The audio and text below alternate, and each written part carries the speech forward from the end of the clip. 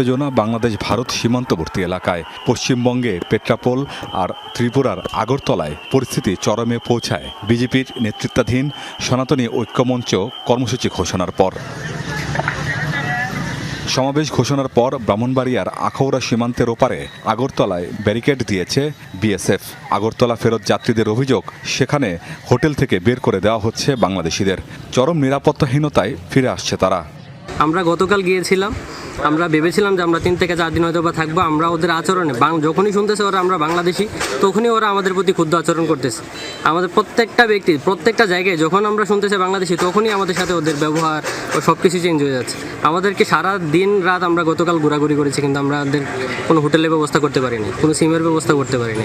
হোটেলে তো থাকার জন্য মানা করছে, খানার হোটেলও অনেক সমস্যা দেখা দিচ্ছে। বাংলাদেশে কোনো লোক থাকতে পারবে হোটেলে, আজকে তো বন্ধ করে দিচ্ছে। আর এখন ইন্ডিয়ারা এখানে ওই বাদ দিয়ে বেড়াতে রাখছে, 2 জায়গা বাধাতে রাখছে। সাধারণ জনগণ এবং পুলিশ বলেন যে ব্যবহার করেছে আমাদের সাথে, এটা আসলে আমরা প্রতিবেশী দেশ হিসেবে কখনোই আশা করিনি। আমরা আসলে এই বিষয়টা অনেক মর্মাহত। বন্দরের আমদানি রফতানির কার্যক্রম স্বাভাবিক থাকলেও পাসপোর্টধারীদের চলাচল সীমিত। এই অবস্থায় বাড়ানো হয়েছে বন্দরের নিরাপত্তা। তারা মার্কেটে গেলে তাদের পরিচয় জানার পর, বাংলাদেশি পরিচয় জানার পর তাদের কাছে কোনো কাপড় চোপড় বিক্রি করছেন না।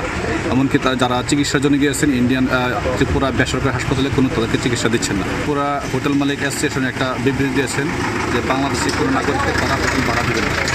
তো এর প্রেক্ষিতে যাত্রী পরিমাণ গত দিনের তুলনায় আজকে অর্ধেকে নেমে এসেছে। এমনিতে যাত্রী পারাবার স্বাভাবিক আছে।